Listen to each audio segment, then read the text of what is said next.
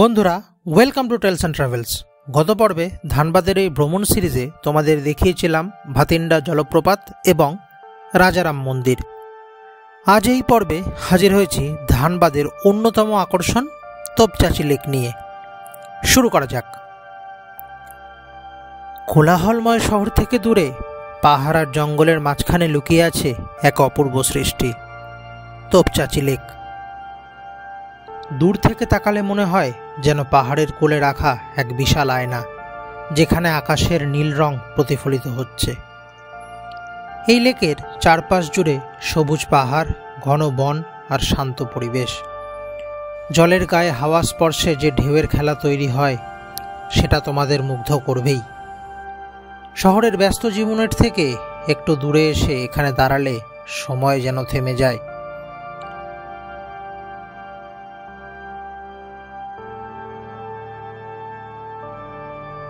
শুধু প্রাকৃতিক সৌন্দর্য নয়, তোপচাঁচি লেকের ইতিহাসও রয়েছে।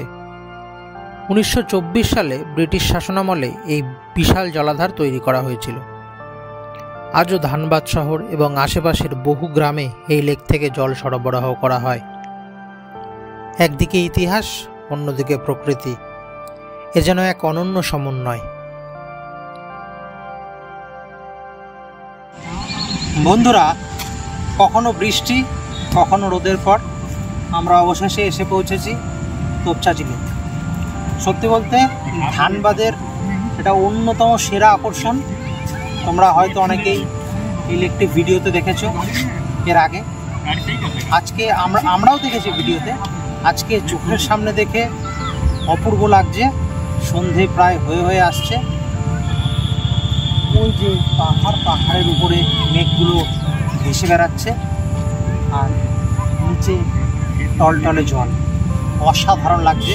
প্রকৃতি যেন এখানে নিজ হাতে কেউ এঁকেছেন এরকম মনে হচ্ছে। সূর্যাস্তের সময় এই লেক যেন একেবারে নতুন রূপ নেয়।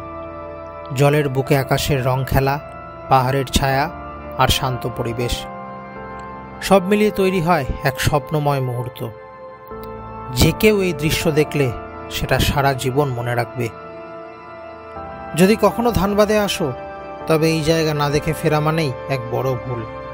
কারণ এই লেকের সৌন্দর্য শুধু চোখে নয়, মনে গেঁথে থাকে। ভিডিও ভালো লাগলে লাইক, শেয়ার এবং সাবস্ক্রাইব করতে ভুলবে না। কারণ সামনে আসছে ধানবাদের আরও অজানা অদেখা গল্প। সঙ্গে থেকো। দাঁড়াও, লেক তো দেখলে, লেকের পিছনের ওয়াটারফলটা দেখলে? নিশ্চয়ই নয়। দেখো তো কেমন লাগে।